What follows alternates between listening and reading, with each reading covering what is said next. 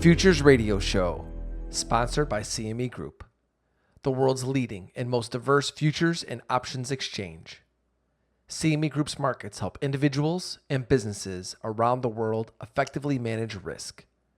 For access to free educational tools and resources for the active individual trader, please visit activetrader.cmegroup.com.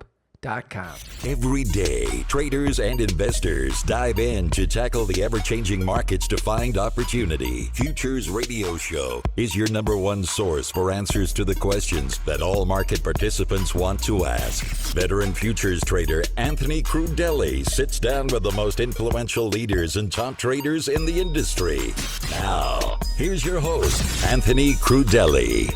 Hey everybody, thanks for tuning in for this episode with Joe McMonigle. Remember, new shows are posted every Monday and Thursday.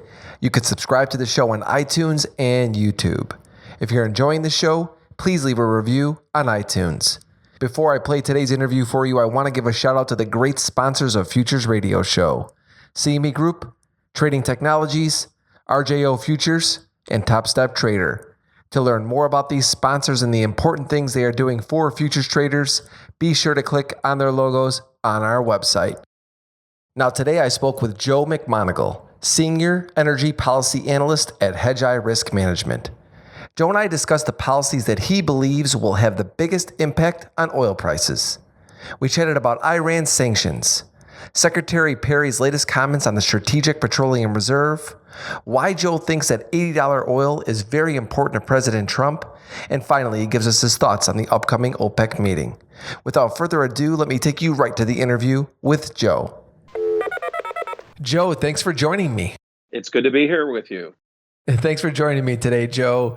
So, Joe, we're going to dive right into it today. What are the most important policies that you're currently watching that you think will impact the oil markets? Well, the big one, Anthony, I think is Iran sanctions and the U.S. implementation of sanctions and how other countries conform or don't conform with U.S. sanctions. I think that's the biggest one right now, and I think the two others would be Venezuela production declines and watching what's happening in that country. They continue to lose about a significant amount of oil, about 50,000 barrels a month, and obviously has had tremendous impacts on oil prices and global supply. And then the third one that's on the horizon is the upcoming OPEC meeting in early December, and the big question is, what does OPEC do about its production cut agreement? Does it extend it or not? It expires at the end of the year. So I think these are all big, important catalysts for oil markets. Yeah, so it's Iran sanctions, what's going on in Venezuela, and the upcoming OPEC meeting.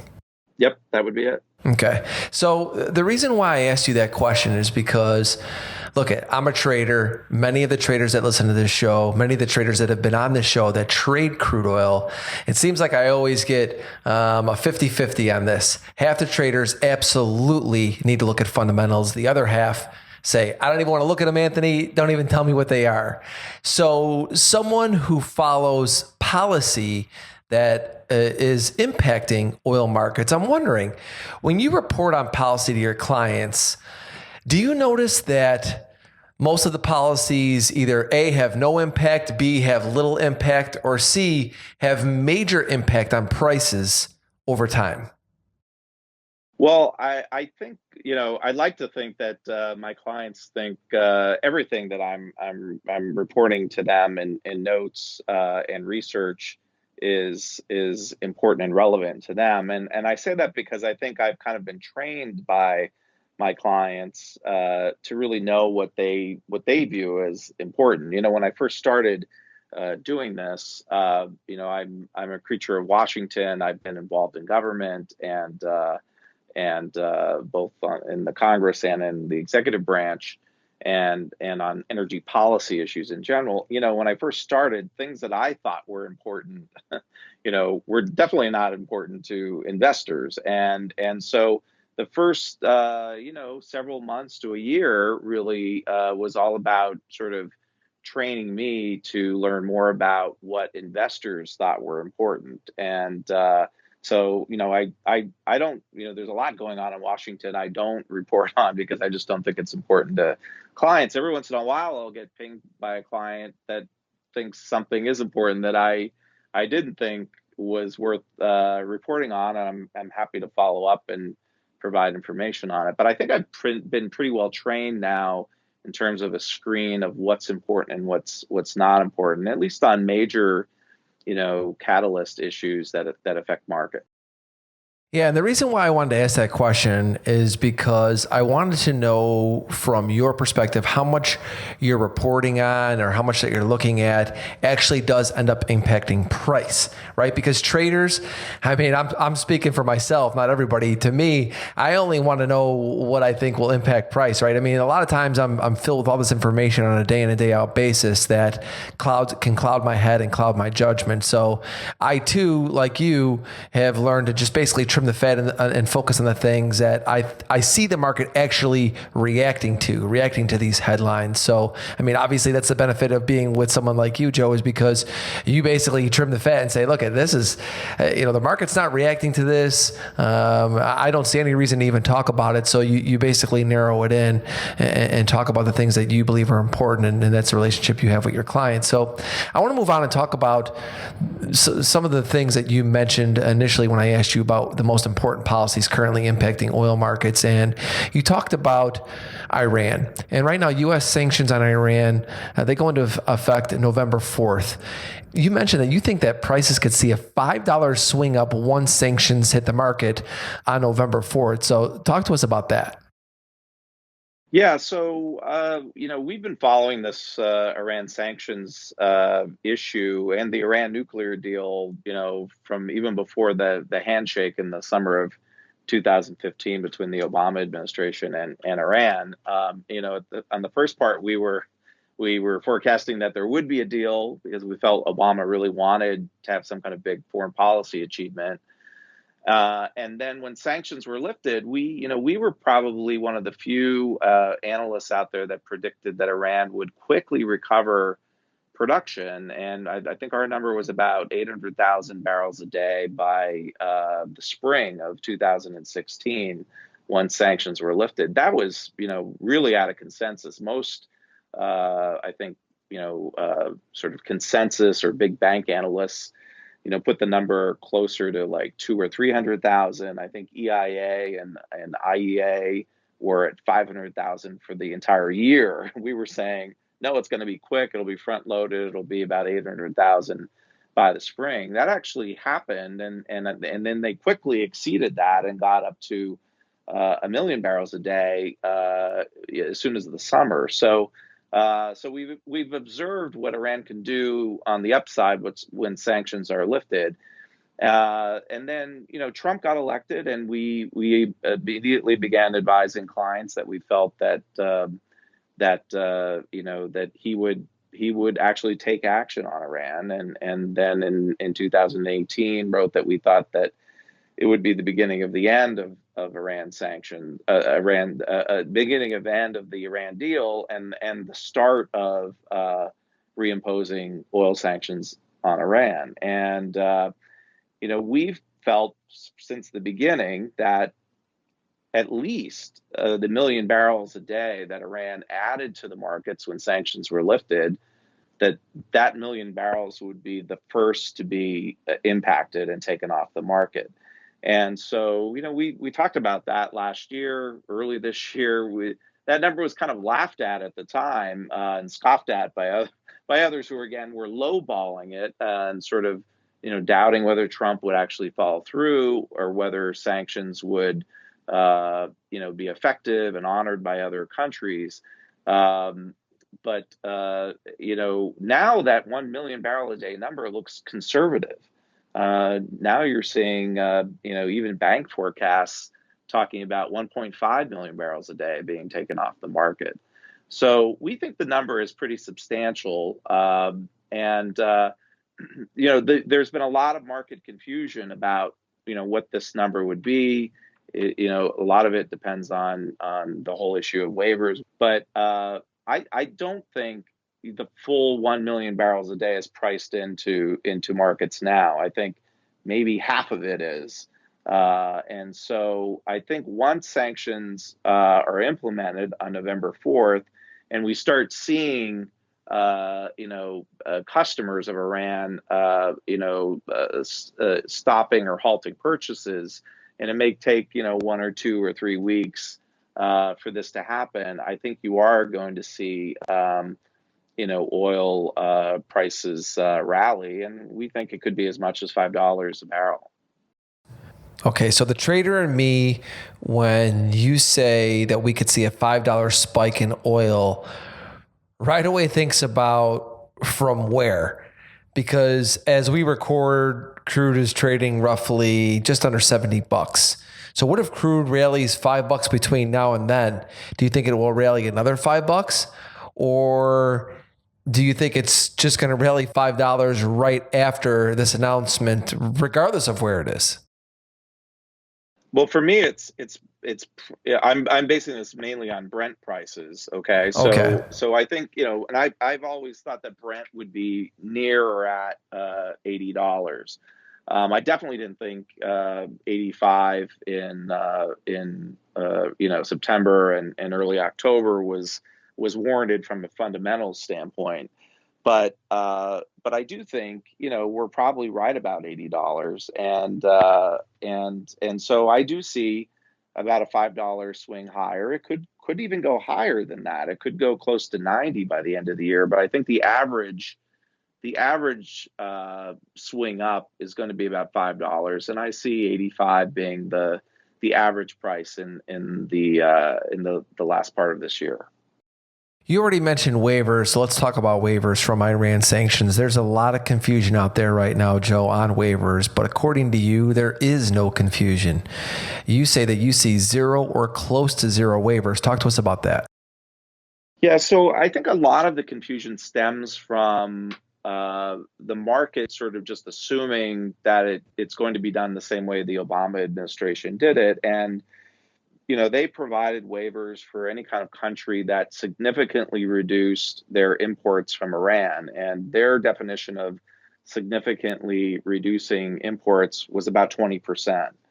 But the law doesn't spell any of this out. So the new administration, the Trump administration, doesn't have to follow that. They can come up with their own rules and analysis of what significant reductions should be. And the Trump administration's view is that countries should reduce their imports to zero.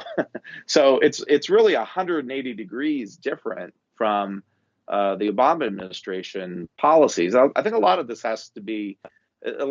is due to confusion about what the law sort of dictates, and I don't think people realize, including countries, by the way, energy ministries, realize that there's a lot of flexibility here for the new administration, and so I think that's created a lot of it. There's the several administration officials have. While they've sort of maintained the view since I think June or July that they expected everybody to go to zero, but they have made sort of comments that saying, we'll consider requests from countries on a case-by-case basis. They've kind of consistently said that, but every time they say it, it gets treated like it's new news.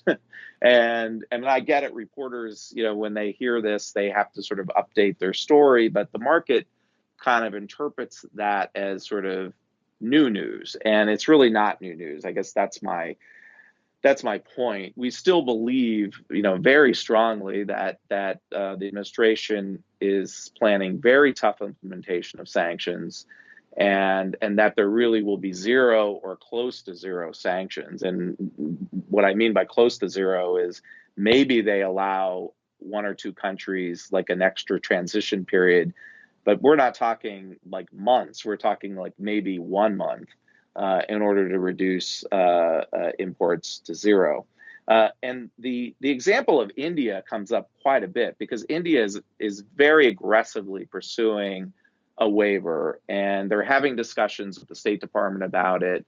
and they're briefing reporters that they think that they're going to get a waiver.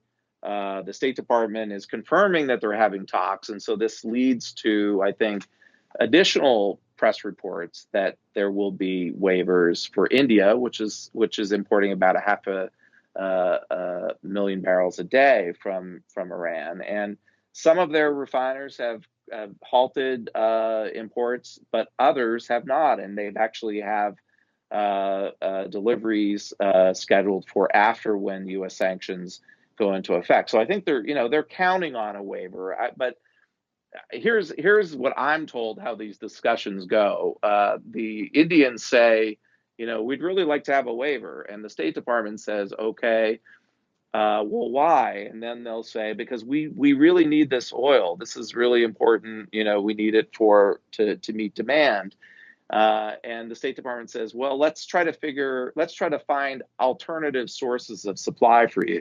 So it's not engaging in, okay, we'll give you a waiver so you can accept Iranian oil. It's let's find other sources of oil to meet demand. And that's not really what India is hoping for. And so that's how those conversations go.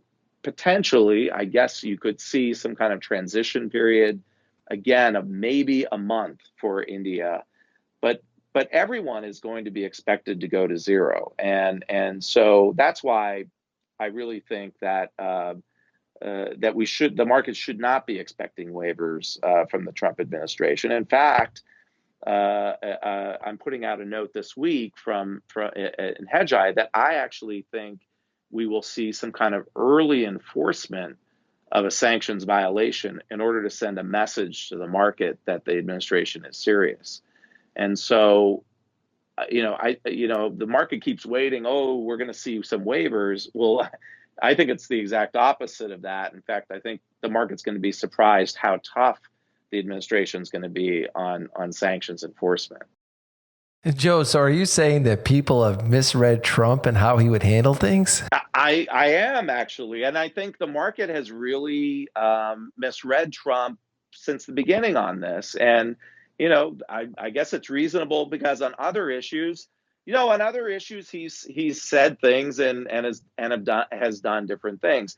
But at least on the Iran policy, he's been very consistent. Everything he said he was going to do, he's been doing. And I don't know and even though we've had 2 or 3 instances here where he keeps fulfilling what he's saying, the market keeps doubting him. And so that's why I think there's still a lot of confusion about what's happening in the oil market. And that's why I don't think the entire million barrels a day is priced into the current oil price. I want to talk about a hot topic over the summer where people were talking about Trump possibly releasing some petroleum into the system to lower prices.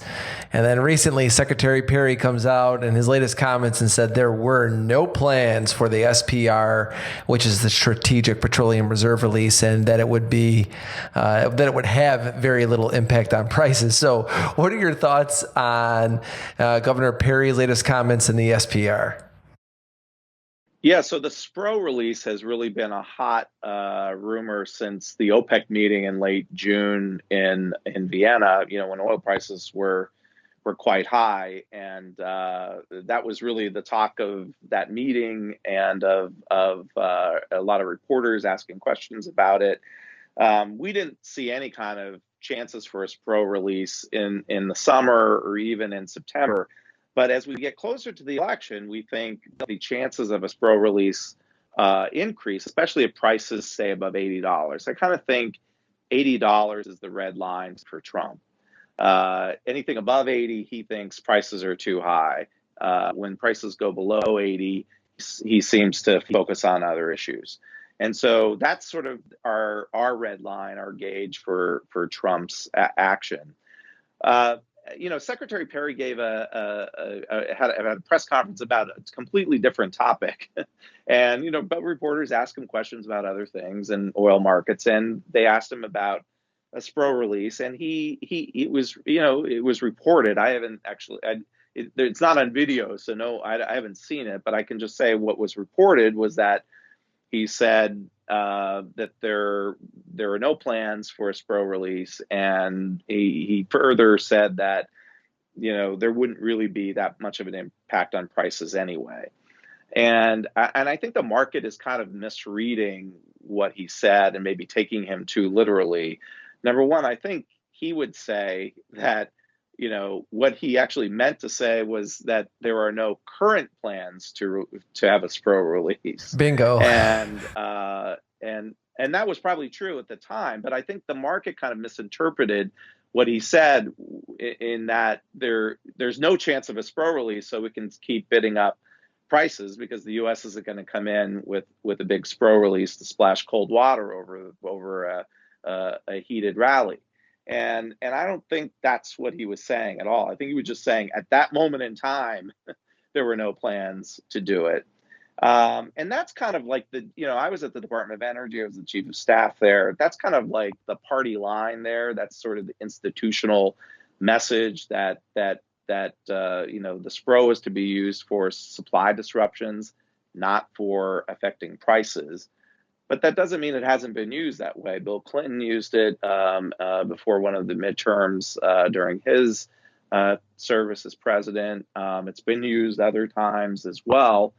And I don't doubt for a second that Trump would use it for this purpose ahead of the midterms if he felt it was necessary. I think in this case, you could actually argue it's quite justified on supply disruption grounds. On the Venezuela case alone, I mean, we've had almost 1 million barrels a day be lost from Venezuelan production, which is really impacting Gulf refiners who kind of depend on that heavier crude in the Gulf refineries in Texas and Louisiana. So I think substantively it would be very justified, but it will also meet his political objectives before the election. So.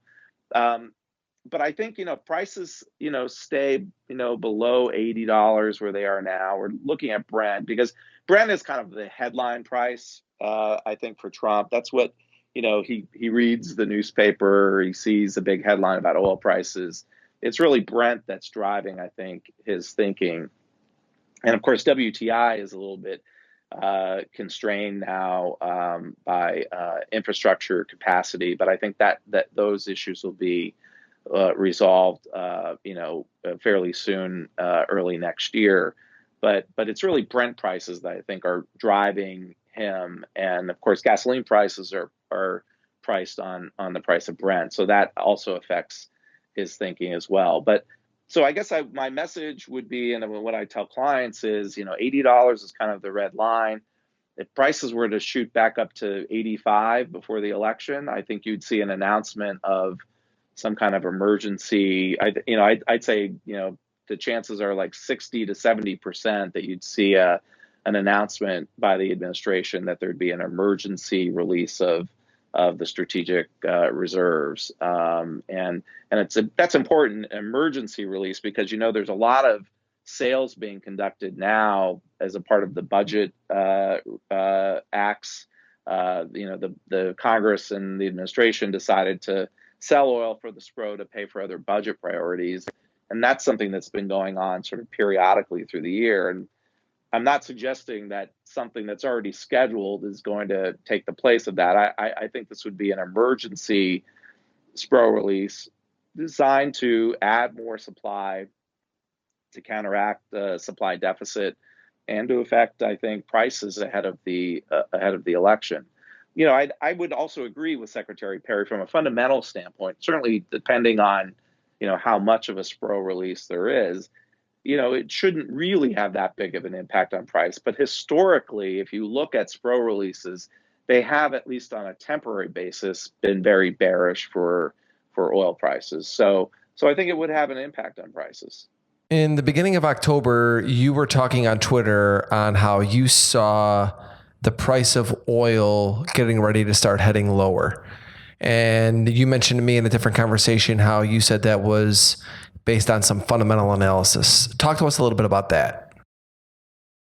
Yeah, so actually on October 2nd, I actually tweeted. I've been telling clients, but I actually tweeted that I saw a correction in oil prices coming. They were about 85, pressing 86, I think, around that time. And number one, there were a couple things going on. The Saudis, a big part of that rise was the fact that at the Algeria OPEC meeting, the Saudis really tried to thread the needle there and not announce a specific supply increase number for internal politics reasons within OPEC, not to offend Iran, but with a plan in mind to increase production in order to keep prices in check. For Trump, I mean, Trump believes he has an agreement with the Saudis and UAE and some of the other Gulf producers to make up for lost Iran barrels from the market. And so, but the market needed specificity and they needed a clear message. They didn't get that from the Algerian meeting, but since then, the Saudis were saying that, providing specific numbers. And also, we had evidence, from September that they had significantly raised production, the Russians as well, and the UAE and others. So there was a strong production message and also proof of increased production going on. The other big thing, from a fundamental standpoint, was that we were really looking at record sort of refinery maintenance in the U.S. In the fall. A lot of the refinery utilization rate was quite high in the spring and summer, and there was actually a lot of maintenance that got deferred in the spring in order to keep those rates very high. And so what that meant was not only a sort of normal maintenance in the fall, but also expanded downtime to make up for some of the deferred maintenance from the spring. And so, we felt like that would very much impact inventory numbers, which we've seen, the inventory builds in the last couple of weeks in the EIA data, and we attribute that to these refinery maintenance season. Also, if you throw a hurricane into the mix, you're going to get some inventory builds as well. So I think those were from a fundamental standpoint, I think those were the big issues. OPEC, I talk to a lot of other ministries and to friends at OPEC, and I know that they were sort of watching refinery maintenance season in the U.S. and we're expecting it to be significant as well. I also tweeted that OPEC was watching refinery maintenance and that you should too. So it turned out that's exactly what we saw. We may be now moving out of that phase. We'll see on Wednesday when the EIA data comes out, but at least that was my rationale for why there would be a correction. However, I do see prices, going higher, as we discussed earlier, once sanctions go into effect. And I think also after the election, that kind of takes a lot of pressure off of OPEC and the Saudis and others, to keep prices in check ahead of the election.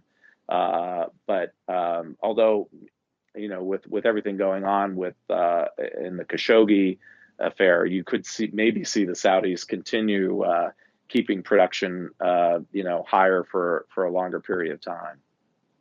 Why do you think you've been so good at reading President Trump? Well, I guess I don't really know how to answer that. I guess I sort of have a knack, I think, for, interpreting what he says, at least on energy issues. I can't say that I follow what he's saying about the Fed policy or about immigration. It's at least on energy. I think I've just watched him really closely. I've read a lot of the stuff he's written about over the years. His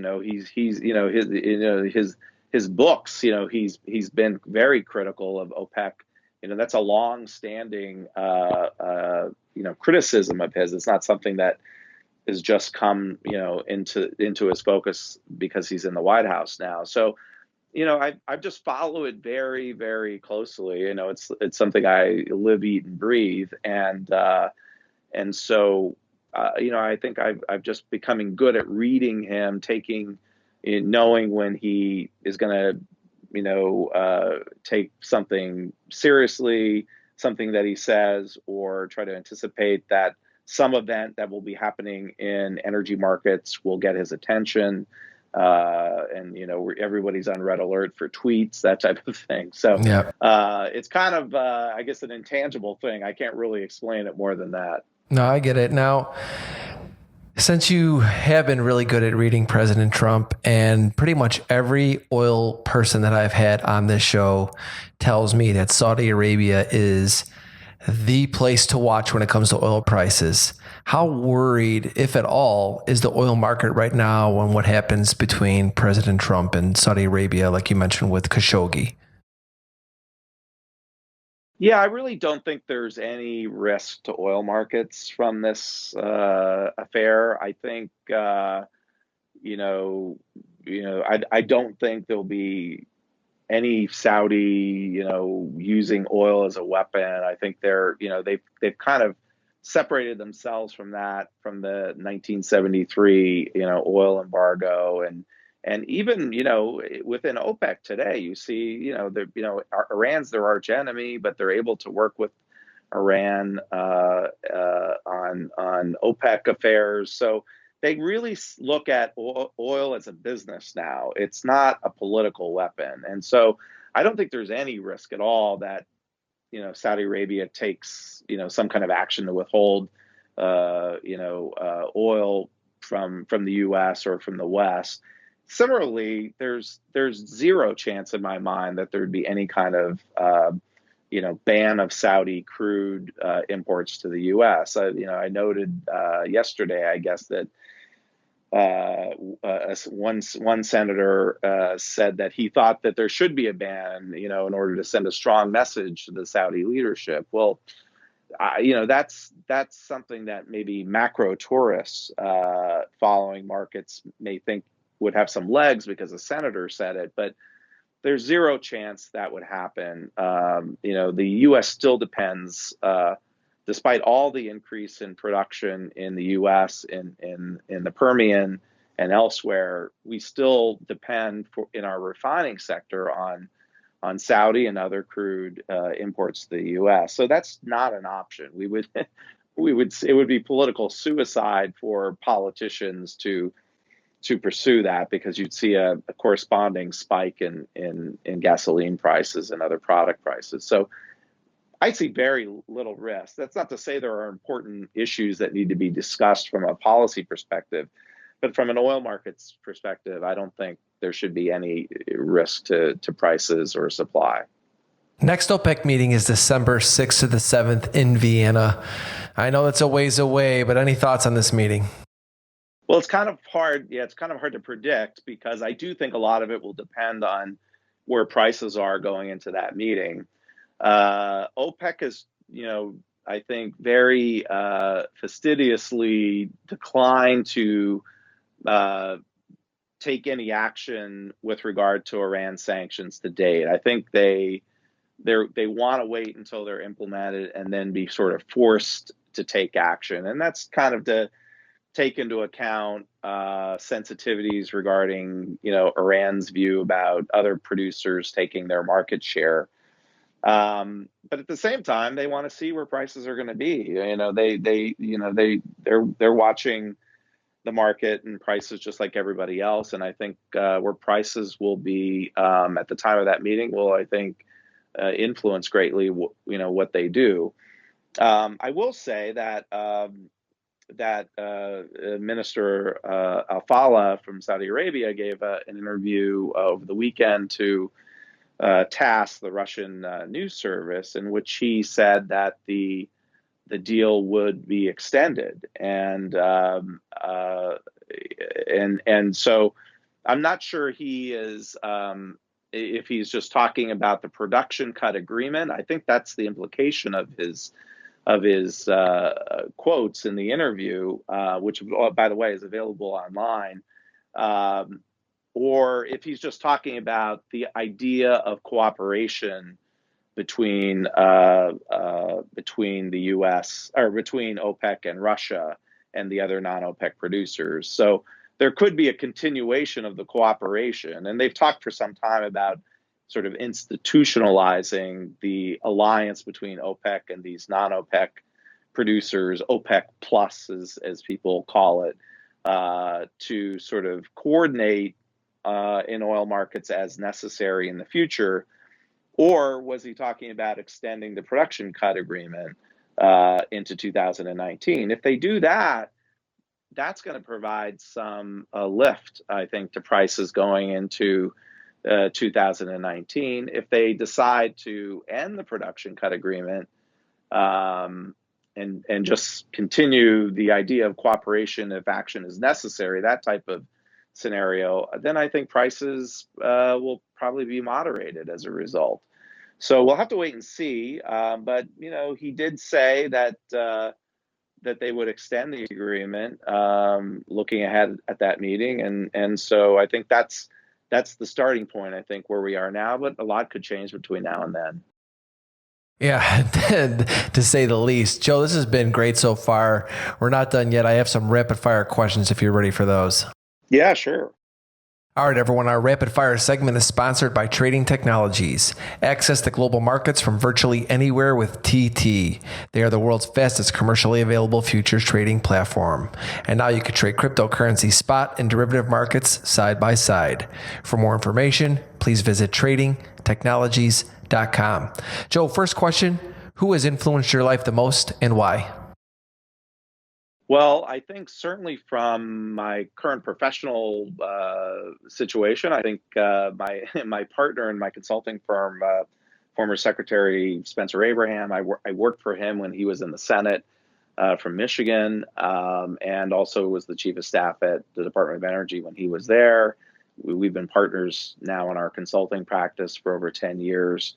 So I've learned an awful lot from him about oil markets and energy policy issues, and he's on the board of several big energy companies, and so he has a very good sense of where public companies, how they view markets and policy issues, and it's really helped me a lot to understand again this whole idea of what investors think is important and what would be catalysts for prices and for markets. And then I would obviously, I think I have to throw in Dan Yergin as well. I mean, like probably many people listening to this podcast, his book, The Prize, I think was kind of the seminal book on geopolitics and the oil market, and that really was a great education.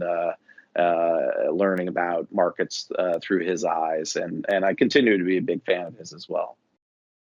What was one of the hardest things that you had overcome covering energy markets?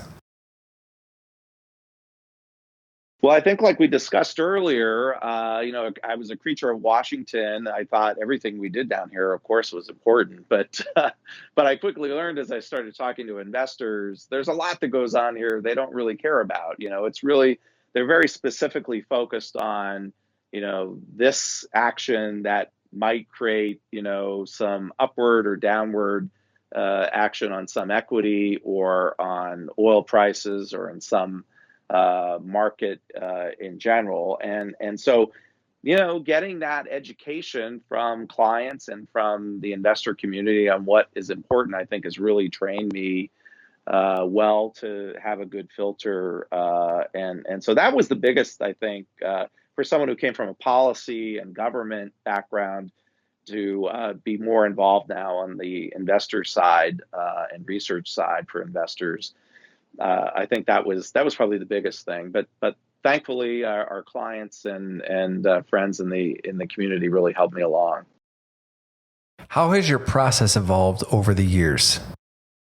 Well, I think the process is always ongoing. I mean, I think I'm constantly learning new things about the market, about cycles.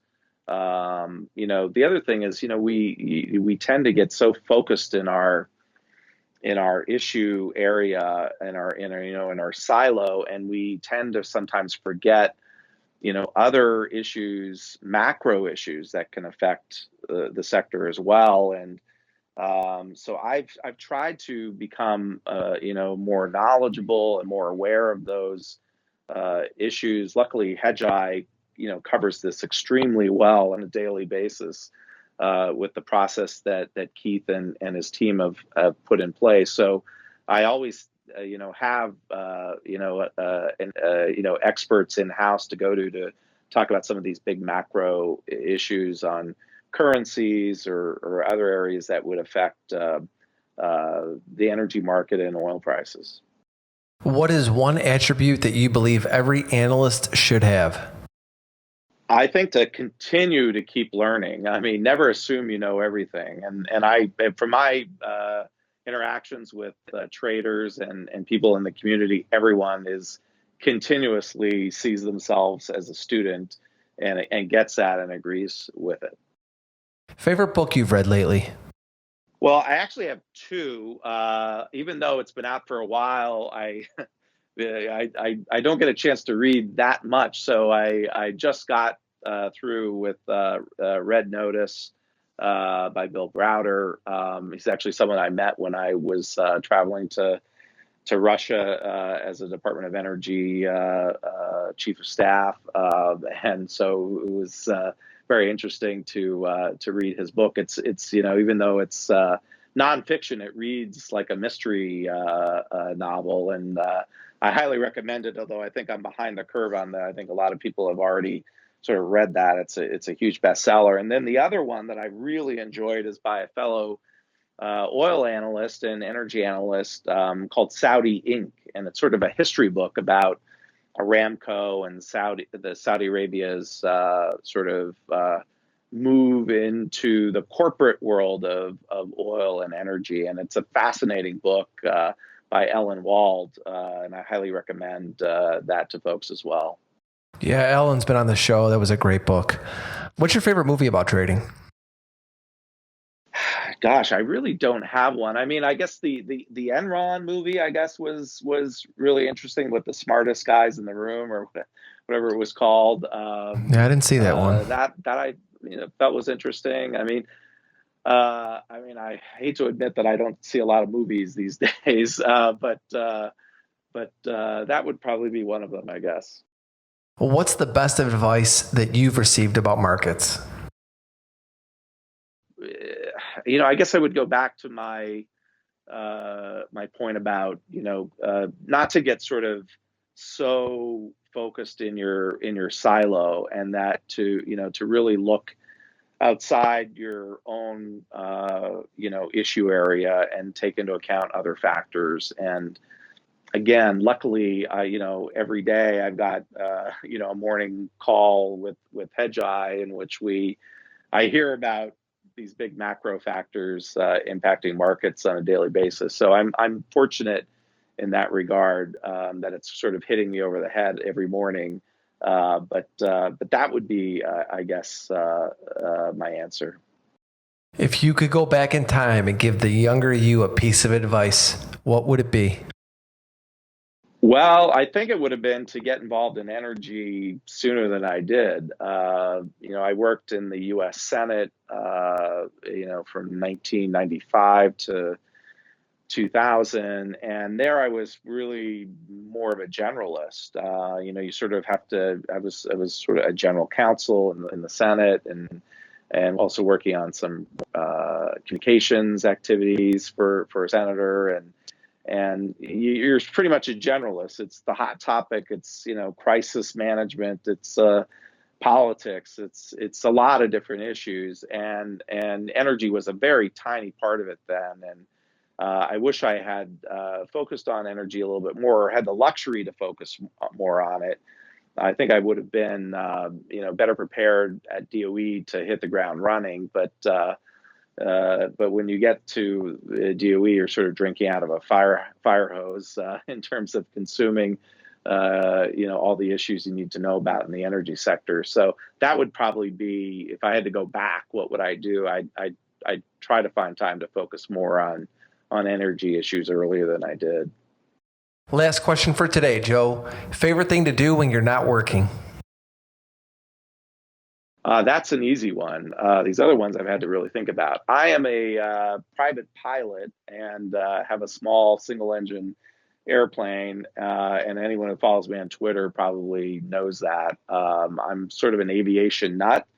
In politics, I was in campaigns before I got into working in the Senate. You fly around in small planes a lot, and I just sort of knew I was really into it. And then somebody bought me like a gift certificate to a local flight school. And, when you go on your first flight, they actually let you take off. That's kind of the easiest part. It's landing is the toughest part. But I was hooked once that happened. So I got my private pilot's license and my instrument license, and then, bought a plane when I left government service. And I love it. I mean, that's if I could be flying every day, I'd be doing it. I keep trying to find ways to get in the air, and everything about aviation space. That's sort of one of my big hobbies. When are you picking me up to go into the Bahamas? I'll be there. If I could do it tomorrow, I would do it. I go once a year to the Bahamas, actually. Joe, where could people find you on Twitter, and give us a website to check out? Yeah, so my Twitter handle is at Joe McMonigle, JoeMcMonigle. And then for a website, go to hedgeye.com, HEDGEYE.com. And there's a lot of public, data available, notes available on the website, excerpts of notes. After clients have them for, a couple of days, we post them, or we just do excerpts. And so you'll find a lot of my stuff there, and also on Twitter as well. Joe, had a great time speaking with you today, my friend. Thank you so much for coming on Futures Radio Show. Thanks, Anthony. Big fan and big listener. Thank you for listening to Futures Radio Show. If you have any questions or comments for myself or my guests, please visit futuresradioshow.com and sign up to be a premium member for free. If you enjoyed the show, don't forget to leave us a review on iTunes.